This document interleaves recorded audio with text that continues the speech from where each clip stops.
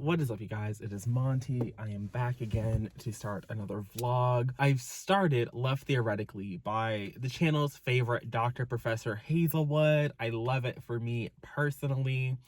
I finished a couple of things this week and I said, you know what? I need to get back on this Dr. Professor Hazelwood. And I knew that Dr. Professor Hazelwood would find her way into a video. I knew I couldn't read her privately on my own like I have just about everything else. So I'm breaking my own rules here to vlog and to give you guys the immediacy, even though, again, I'm kind of struggling personally with that. It is what it is. But I'm about to be on my way to a little baby shower situation, so I need to wrap this up. But I've also read the first 4%. So I've met our main character. Here's the thing. I really don't care that Professor Hazelwood was written the same book however many times. It's not that pressing to me. What is pressing to me is how the book starts off the same way every single time. I don't like that we have a prologue in every book where our characters meet the eventual love interest. I feel like that's not fun.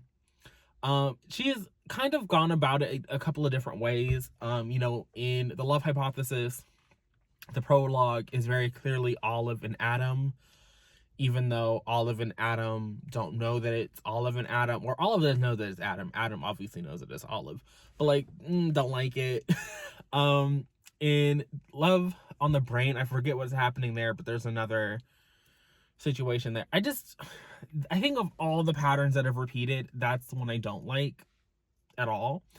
But at 4%, I don't have any complaints. My big issue with The Love Hypothesis is that I felt that Olive was also a sexual harasser in that narrative, and it was very weird to me that the book, there's a lot of weird things. Obviously, it being Raylo fan fiction, and I can't get on board with the Raylo. But also the fact that she was a sexual harasser. And the big plot twist of that book is that Olive is on the receiving end of sexual harassment, and it's kind of taken as this very serious thing. And Adam is like, oh, I want to beat up this person that was sexually harassing you, and I'm going to ruin his career and all of this. And there's a lot of things in the Love Hypothesis that don't make sense, but of all the things that didn't make sense, that being the big thing was really stupid to me, and I didn't appreciate that because it felt like we were both making light of it, because when Olive was sexually harassing Adam, it was a joke. But when she was on the receiving end, this is this most very serious thing in the world. And didn't like it at all. So, no. But Love on the Brain, I had a really fun time, and I gave it 3 stars. The short story collection, the novellas, very hit or miss. We have White Supremacy in an Elevator. We have the one where this is the other thing I don't like. I don't like stories where somebody is like, the love interest is sharing a house. So Under One Roof, I thought was stupid. I don't understand why that specific trope is running rampant in romance. Is there a epidemic of older people dying off and leaving their house to 2 people they want to get together? Because as an old person, I just can't imagine doing that. I can imagine being a meddler, but I can't imagine being I want y'all 2 to bang in my house. I can't imagine. So Under One Roof was stupid. Stuck With You was White Supremacy in an Elevator. But Below Zero, aside from the, stalking, that was only facilitated because it was a novella, Below Zero I still think is probably Ali Hazelwood's best book. So I'm not going into this expecting to drag it. I think other people think of me as dragging Ali Hazelwood. Maybe because statistically speaking, of the 5 little things she's put out in the world, only 2 of them I've liked and 3 of them have been a miss for me. But the ones I like, I really do enjoy. I really did enjoy Love on the Brain, and I did enjoy Below Zero. So I have high hopes for Love Theoretically. I think it's going to be a fun time, if nothing else, because Ali Hazelwood writes books that are easy to get through. They're definitely better than the Elena Armas. They're definitely better than the Elena Armas. Of the TikTok sensations that I've read, which is really only Elena and Ali, I'm gonna go with Ali every time. I'm gonna go with Ali every time. So I'm looking forward to reading more of Love Theoretically and seeing the dynamics at play. So I'm probably gonna listen. I'm gonna have Siri read it to me as I drive over to this little baby shower, and I will check back in. But this is going to be double feature, because when we're done with Love Theoretically, Check and Mate is up next. So hopefully you guys are tucked in. You're ready to go on this journey with me because I'm excited. What is up, you guys? I'm back again here to update everybody about the first 43% of Love Theoretically, because I've read 43% since the car ride this morning, and it is still Saturday, 11:08. 11:08. So, first day of reading this, and I've read 43%. I'm feeling very good, particularly because I read the first 43% listening to Siri read it to me, so even better. But here, I think we have like the best setup of an Ali Hazelwood book, but currently I'm sprinting with Aaron, and at 43%, I'm rating this still below Zero and Love on the Brain. Those are still like the pinnacle. I think I gave both of those 3 stars, which part of me wants to like retroactively go back and give those a little bit higher, because I did enjoy both of those more than I'm enjoying this, but I'm still enjoying this one, and it feels a little silly, but that's a problem for future Monty. But either way, here we're following our main character, Elsie, who is attempting to get a tenured track professorship at MIT. So she's been teaching at like adjunct professor type situations at other Boston area colleges, but she wants to, have a full-time gig and feel, like she has some kind of job security. And so the first half of the book so far has been her interviewing for this position, trying to beat out this other person. We also know that her love interest here, Jack, when he was a child, he was like 17, he sent out this like article situation trying to get, published in one of these little theoretical physicist magazines that kind of made a joke of theoretical physics. And it was kind of, it disgraced Elsie's mentor, who obviously she didn't know because she was like 12 at the time. But it was like this big scandal in theoretical physics. And so that's kind of what's setting up this like rivalry between the two. There's also the situation where her love interest, Jack, is the brother of Greg, who is one of Elsie's fake dating clients. And so when he met her at like a family function, and she was like, "Hi, yeah, my name is Elsie, I'm a librarian." And then she shows up to this, extended interview situation at MIT. She's like, "Yeah, I have a PhD. I'm this, I'm that." And so he's like, "So you're lying. You're a liar, and you're lying to my brothers. Like, why would you do that?" And so I felt that added a nice level of like tension and mess to the plot. But I'm excited to see where the story goes, because we've kind of wrapped up the interviewing process storyline. We've kind of wrapped up the situation where Elsie was in the situation where Greg was unavailable to kind of clear the air. And so some things have been remedied and other things are still up in the air. But at this point, it's kind of like, okay, we still got 47% to go. So where are we going to go from here? Which is why I'm kind of hesitant, but I am enjoying it. I'm having a good time.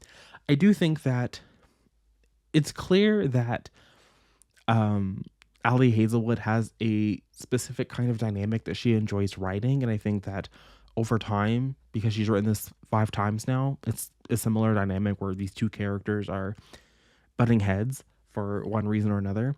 I feel like she's kind of finally found a groove that is working for her, particularly because Below Zero, if I'm remembering correctly, was the last of the short stories to come out. And so I feel like it was a little bit better polished, maybe. I don't know.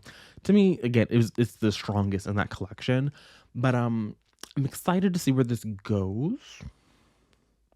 But I am at the same time like kind of wanting her to write a different dynamic, just because six guys in STEM who are built like fridges. All of them are 6'5". All of them have 6-packs. All of them have well-defined breasts. Like, I love it. But like a little variety somewhere, something.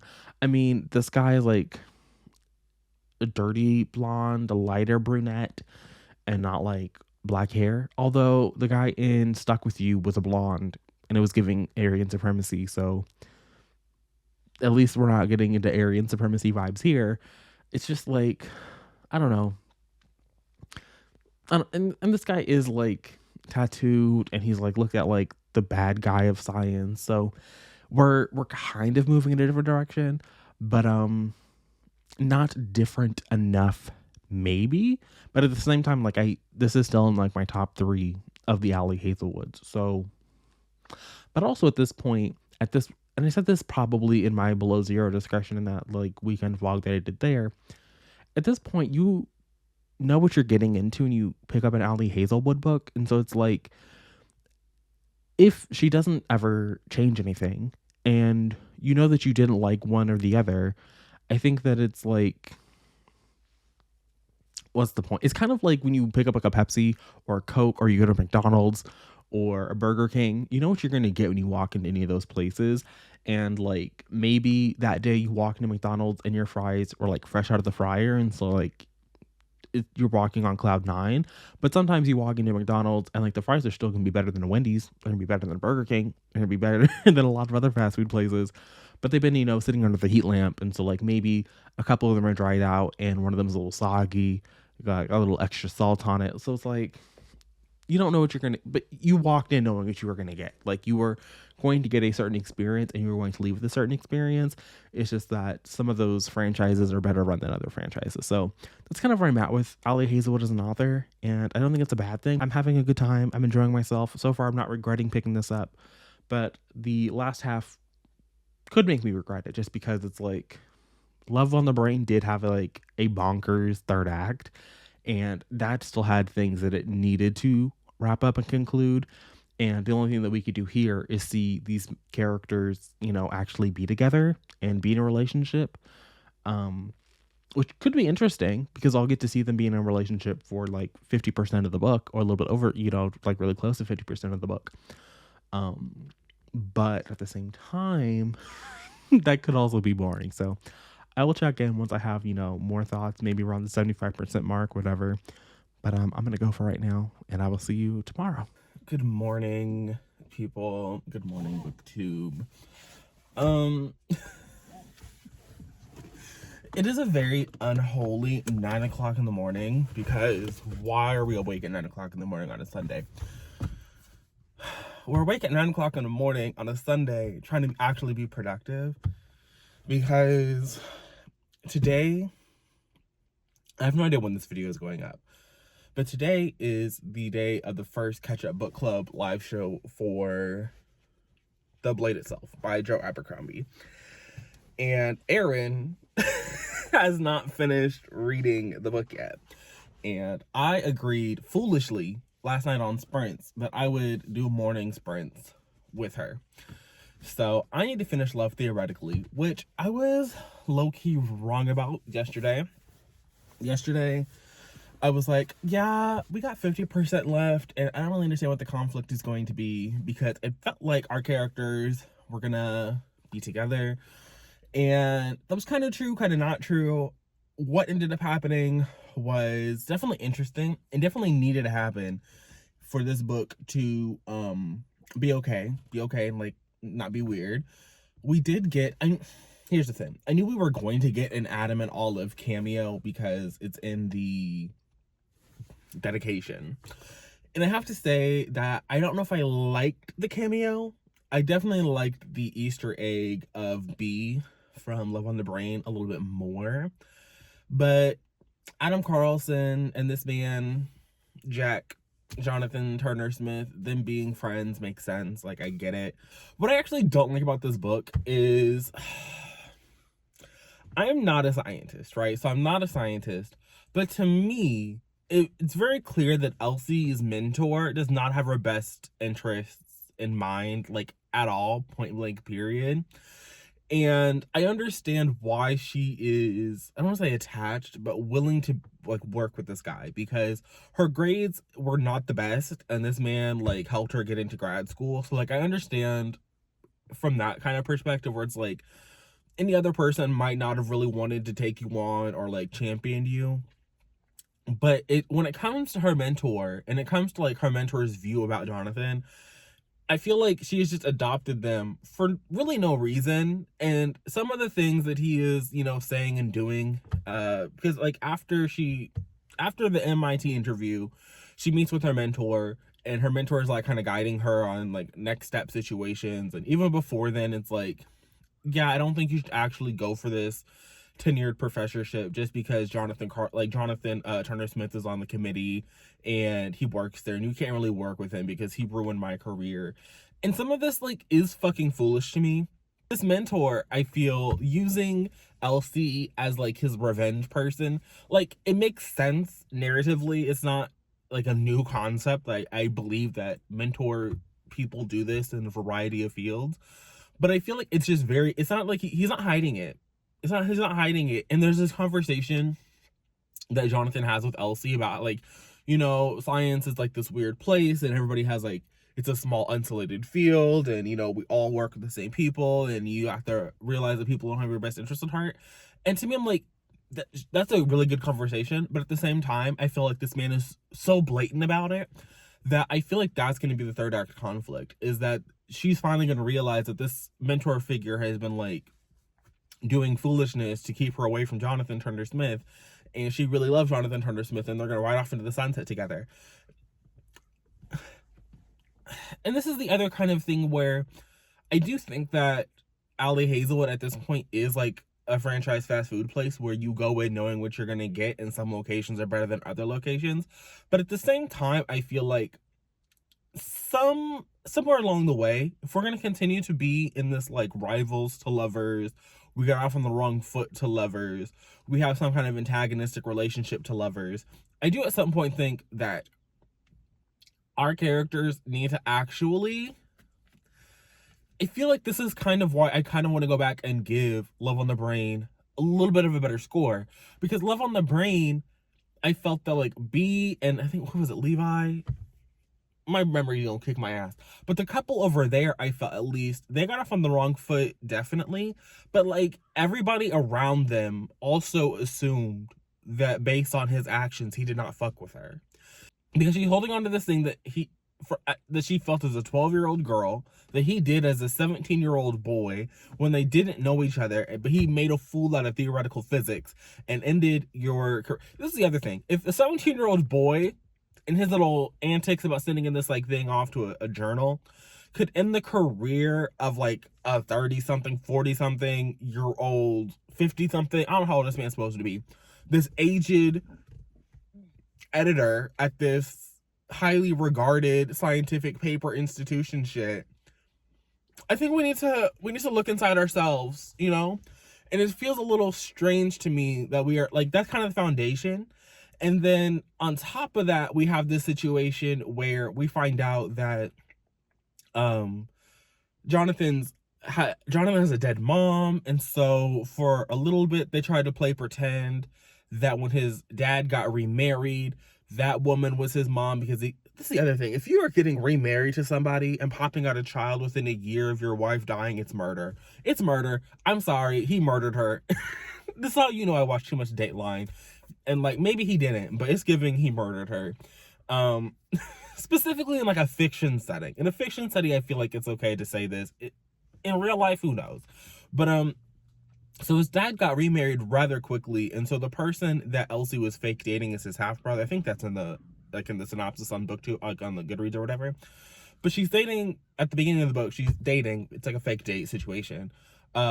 Greg, who was Jonathan's half brother. And so because of this whole situation where his family played pretend that was his mom until one day, this is the other thing. How are you gonna remarry someone that has a child, and then when this child is like 8 years old, 7 years old, you want to start screaming at this child, "Don't call me mom, I'm not your mom." It's giving fairy tale. Like, do women like this exist? I'm sure they do, but it was giving fucking you're Cinderella in this house, bitch. So now he's like closely guarded, and he hates secrets of all things, and he doesn't like lies, and it's just like, you're a grown man. And some of the way that Jonathan was moving at the beginning of this book, like for a narrative, sure. And for now, you should get. This is the other thing. I feel like not everything in your book needs to be explained. You know what I mean? Like, I don't know if I needed Jonathan to have this backstory where his mom was dead and his stepmom was like, "Don't call me mom," and so now he just like doesn't really get along with anybody in his family other than his siblings. And he calls his dad by his name, and he calls his stepmother by his name or her name, and he calls his grandmother by her name. And it's just like, I don't know if I needed that whole thing for our character at the beginning of the book to like want to be like, but you introduced yourself to me as Elsie the librarian just yesterday when you were on a date with my brother, and you didn't know my brother was going on this retreat, so I think you're lying to my brother. I feel like you can have a character do that and not have this weird sob backstory. You know what I mean? Like, that's just, some things don't need, not everything needs an explanation. Like, not everything needs to be rooted. I mean, actions should be rooted in like a character's history and personality, but I don't know if I needed that. Like, that little tidbit of information to like recolor the beginning of the book, I don't think was personally necessary for me, and I don't think it was necessary for most readers out there. But I should get going because it is 9:16 and I'm running to Panera to pick up a little charged lemonade because that's been my go-to source of caffeine, and I'm definitely gonna need it. So that's my goal. I'm going to go to Panera, grab my little drinky drink, come back. By the time I come back, we're supposed to be sprinting. But I will check back in at the end of this book for y'all. But I will say that I was at the 43% mark. I was definitely a little incorrect about what we were going to be getting. And it has not been smooth sailing since then. Like, there's been some rocky seas still. So I do appreciate that a little bit. What is up? So I'm back. I'm sprinting with Aaron again, and I finished Love Theoretically by Ali Hazelwood. Now, I struggling a little bit, not gonna lie, because I enjoyed this little bookie book. It was fine, but at the end of the day, I'm not sure how much I enjoyed it, and to the degree that I did enjoy it, if like it kind of it really does all come back around to, you know, what you're getting into. And so like, how much does my recommending something really matter? And also, if I'm not really a romance girly like that, how much does my recommendation matter? Because I had a good time, and I think that other romance people will have a good time, but there are also things about this book that I just wanted more of, that I've gotten more of from other romances, because there are a variety of side characters in this, people that are allegedly important to both Jack and to Elsie, that it's just like, I wish we could see more of them, and I wish that they played a bigger role in the book. Like Cece, who was Elsie's roommate, has like nothing to do, even though Cece is presented as Elsie's only friend. And also, I have to say that the third act conflict of this book was actually a little bit bothersome, because as I told you, I think I told you guys this in the car, one of Jack's big things in this book is people lying to him and not telling him the full truth, and to feel like honesty is like the best policy. And the third act conflict arises because Jack, I don't say has been like keeping secrets or has withheld him. It's more along the lines of like withheld information. Like, he hasn't been completely upfront and honest with Elsie. Again, I wouldn't call it a lie, but he hadn't laid out all the cards. And this is from a man who was like trying to get Elsie to move in with him before they'd even had sex, before they'd really even been on serious dates. He's like, yeah, I think you should move in. And then we'll get to the sex in a minute.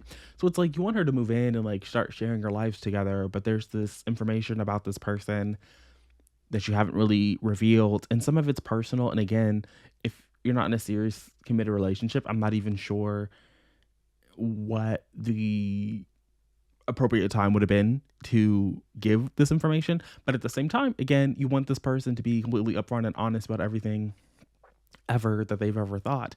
And it just kind of felt like Jack was not doing that. Like, Jack wasn't doing what he wanted her to do, essentially. And so that was maybe not annoying to read, but it's just like, come on, sir. Like, you know what the fuck you're doing here. Why are we playing these little games? It's foolish.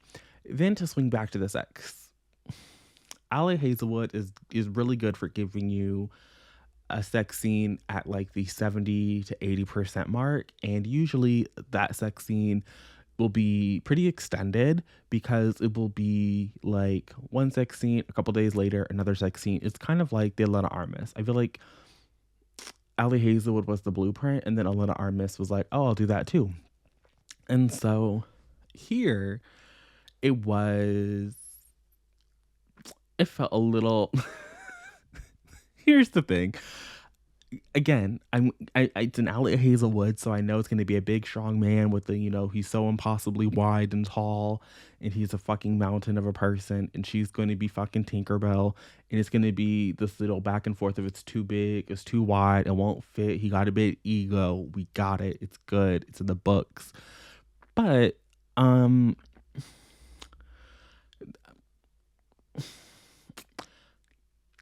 it felt weird, and I feel like this is like the closest we've had to one of her characters having a size kink, like we were back in the fan fiction days, because I feel like it was too big, it was too wide, it won't fit, and she was having orgasms because of it. And I was just like, I don't know. I can't call bullshit. I can't relate. I can't say this is a little fake, but it was a little worrisome.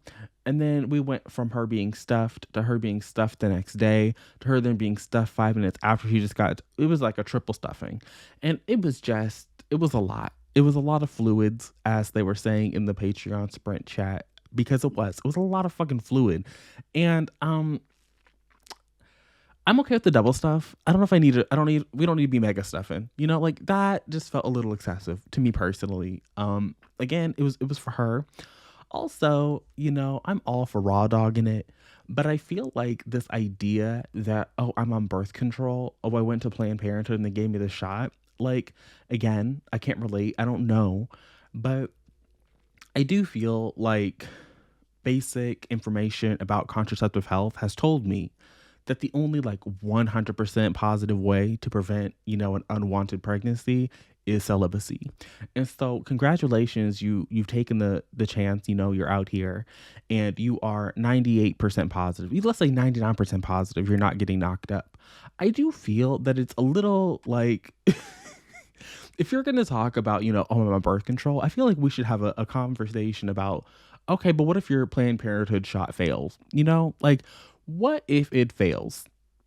Like, I'm okay. I'm aware that you want to get shot up in the club, but like, what if it fails? Like, are we keeping this baby? Are we not keeping the baby? Because y'all aren't even like seriously dating at the point in the book where this is happening. So like, what's happening here? And I feel like I would rather see that. I would rather see, just no conversations about the birth control that you're on. If we're just gonna shoot it up anyway. Like, if you just want to be, filled like a Boston cream donut, then just get filled like a Boston cream donut. Like, what are we like? It just at a certain point in an Ali Hazelwood book, it feels a little unnecessary to include talks about it. It feels a little lacking. And maybe if I was like a romance reader and I was reading books where there weren't discussions of contraceptive, health and like reproductive health and all of that other stuff. But then like if you're gonna talk about this is the other thing I was talking about on this sprints with Aaron's patrons was if you're gonna have this character get, filled like a breeding horse, a brood mare, I think is the terminology, then maybe we could have a discussion about STDs, because in this book it's presented as though Jack is just like knocking him down. And again, this is the other like little romance trope where Elsie has never really liked sex with other people, but she can just tell by the way that Jack's dick fits inside of her, and it's just so big and wide and it fits so perfect and it goes in and it doesn't hurt. They're like, clearly this is her soulmate. I do think that we should be having a conversation about other STDs. Like, even if we aren't gonna have the abortion discussion and we're not gonna talk about what happens after you've been triple pumped full, then I do think that we should have a discussion about this man has been knocking them down and y'all are just now getting to know one another. And on your first sexual encounter, you're like, I'm on birth control. You know what I mean? Like, I think it's one thing to be like, oh, I'm on birth control, so like, you can just don't worry about it. But these are all like these scenes are never like heat of the moment. Like it's one thing if like we're on like we see these characters and it's like the heat of the moment and we're gonna do it. But the entire well, not the entire book from like when they get together to when their first sex scene occurs, there's a period of time where there are moments where Elsie is like, "Oh, this could be a night where we have sex," and Jack is always like, "No," and they have a conversation about like why that is eventually. And so like them actually having penetrative intercourse, it's like a planned event in a way, and it's not like something that just, oh, well, we're getting it on in a location where a condom isn't readily available, or this is a situation where these characters are just overwhelmed by their lust for one another and they've never even considered other things about it. It's just like I feel like if you are talking to a character who's been knocking them down and you're not going to have a like a serious conversation about sexually transmitted diseases or like what happens after you've nutted in me 3 times in a row, it feels a little lacking when you're just like, it feels like somebody talked about it in the romance world about how these things happen. And so now romance authors are including things like, oh, I went to Planned Parenthood, I got the shot, I have, my birth control, I take it every morning with my multivitamins or whatever. And we're just like, okay, well, yeah, they're on birth control. So like no one's getting knocked up. But like, I think there's more to that conversation if you're going to include it in the book. And if you are going to include it in the book, I don't know if we need to have like the birth control conversation like 3 seconds before he's, slipping and sliding through her channel or whatever we're talking about in the book. We can have a conversation about contraceptive health and like what we're going to do when we start, slipping and sliding and dipping and doing before we get there. So I think that I'm going to give this book 3 stars, which to me is starting to feel like a 3-star Allie Hazelwood is like a 5-star everybody else. This is still ranked lower than Love on the Brain and Below Zero, but I do think of those three things, this is going well. And those are the 3 that if you really want to read an Allie Hazelwood, I say read one of those 3, you'll probably have a good time.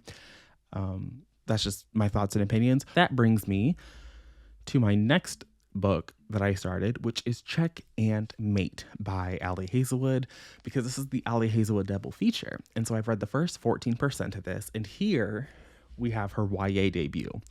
So I feel like it is pretty much safe to say that no one's getting mega stuffed. The characters in this are older. Our main character, whose name is now, is it Madeline? It's not Madeline. I know her last name is Greenleaf because she was just being Mallory. That's what it is. That's an ugly name. I'm sorry. Sorry to the Mallorys in my audience. But we got Mallory and Nolan. And so Mallory is 18 and Nolan is 21, I think. I think there's like a 3-year age difference.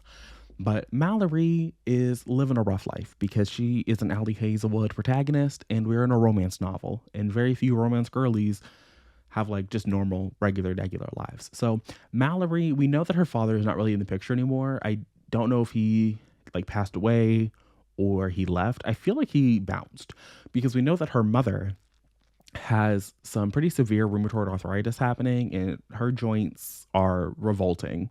So she is like walking around with a cane, and Mallory has been reduced to kind of co-parenting alongside her mother, taking care of her younger sisters, Darcy and it starts with Sabrina and Darcy. And so we know that Mallory got some college scholarship offers, but she seems to have turned them all down to just continue to work in her little hometown and to help her mother, who is battling this chronic illness. Well, not battling this chronic illness, but helping her raise these children who are like 14 and 12, if I'm remembering correctly, helping her with that. So at the beginning of the book, it in true Allie Hazelwood fashion, we have our protagonist who is younger, and it's a flashback sequence where I think it's Mallory in like a chem class watching a YouTube interview that Nolan is doing. So it's another situation where the love interests are having a scene-esque. This is probably like the farthest removed, like they're not really in the same location. But that kind of a thing. So it's what Allie Hazelwood loves to do. Again, like her books very much do have a formula because what? It's a McDonald's. And it is what it is. So far, I know that I just said that an Allie Hazelwood book getting 3 stars is like a 5-star for anybody else. But so far, this is probably going to be a 4-star book. I'm having a really good time with it. So at the beginning of this book, we have the prologue, and then we are flashing forward 2 years. Everyone is an adult now. We're in this little new adult age category. Here is where we know that, Mallory's helping look after her siblings, but it's also here that we meet Mallory's best friend who is like, hey, girl, I know that you used to be like a little chess prodigy, and I need you to come do this little chess tournament. And it's at this chess tournament that Mallory and Nolan meet in person for the first time, and Mallory beats him at a game of chess. It's also where we get introduced to, I think, what is going to be the premise of this book. So after Mallory beats Nolan at this game of chess, she runs out of the tournament, she goes home, she's living her life. The next day, she is approached by this woman named Daphne. I'm assuming it's Daphne. It's spelled like Defne, and a Turkish last name that I'm not going to pronounce because Siri didn't read it to me because I'm reading this with my eyeballs. So at the 14% mark, she is approached by this woman named Daphne who runs this little chess place in the city in Brooklyn. The book is set in New Jersey, but Daphne approaches Mallory and is like, hey, you just beat Nolan. Nolan is currently like the top ranked chess player in the world, and it's been a hot second since he's lost in a way that he lost to you the other day.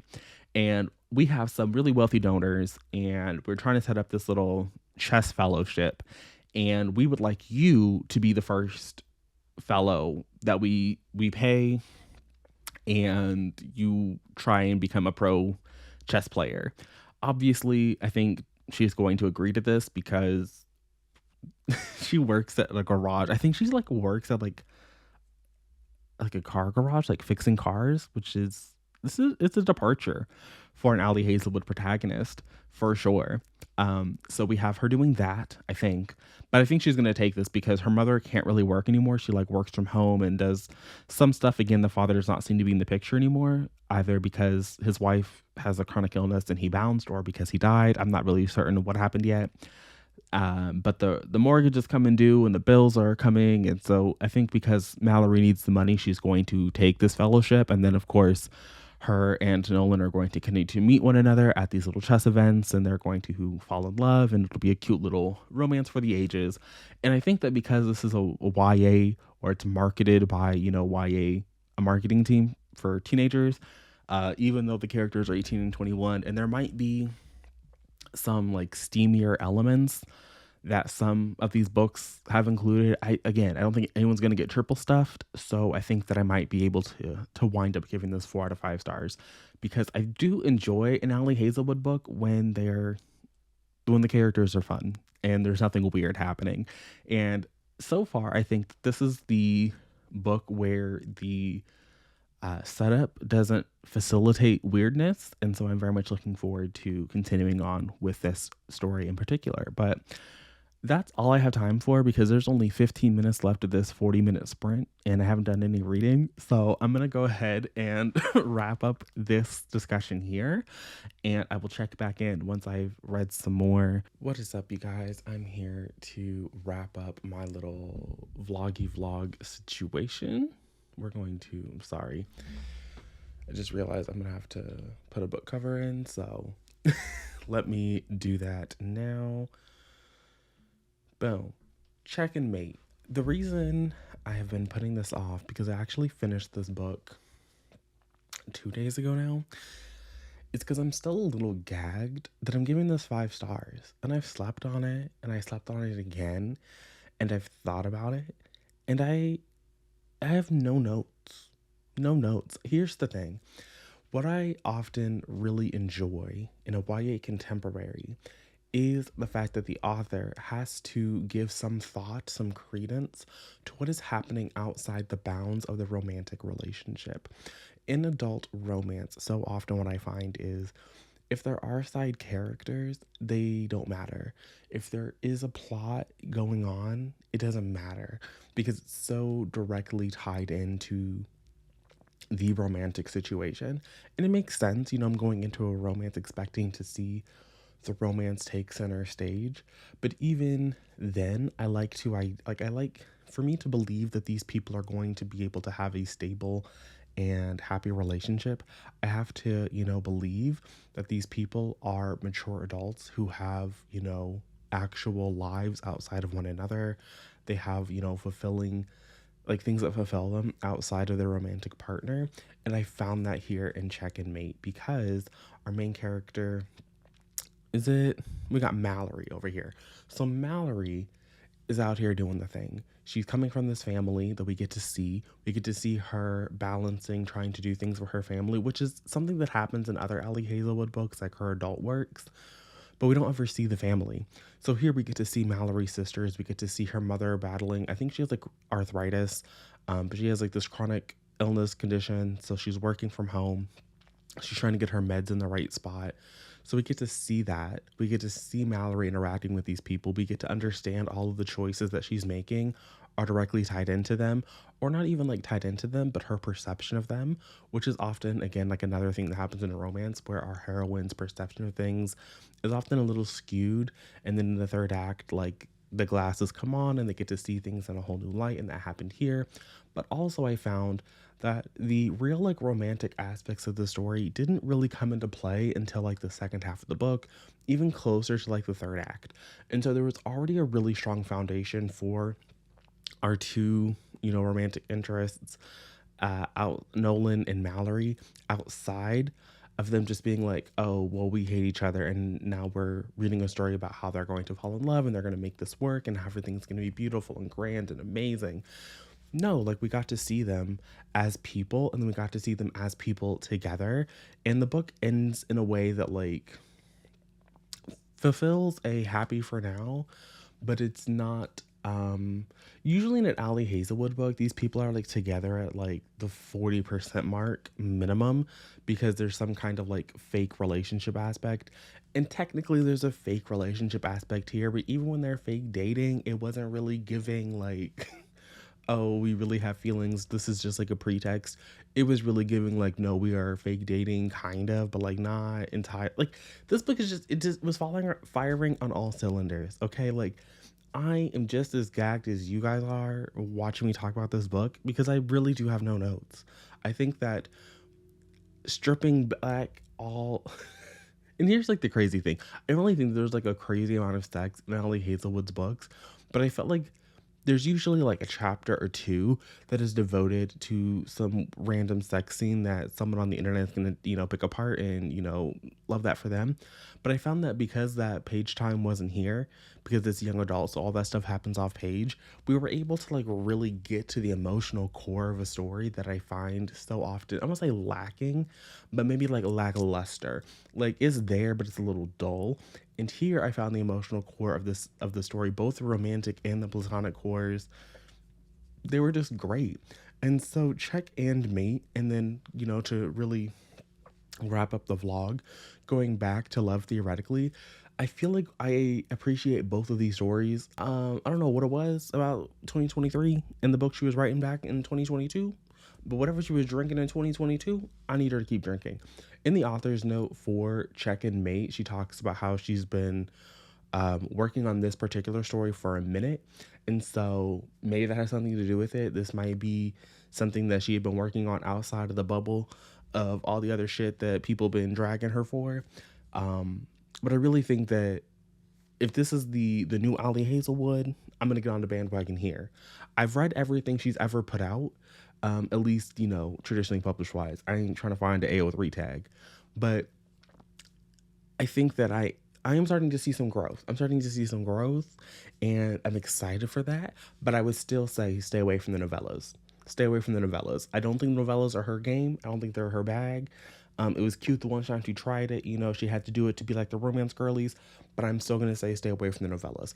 But outside of that, I'm here for it. And I'm still gagged that Check and Mate was 5 stars. This book comes out in November. I think like November 11th, maybe like right before Thanksgiving time. I don't know, but it's coming out at the end of the year. It's a perfect little stocking stuffer. As perfect as a stocking stuffer can be when YA books are what they are now, in terms of like pricing.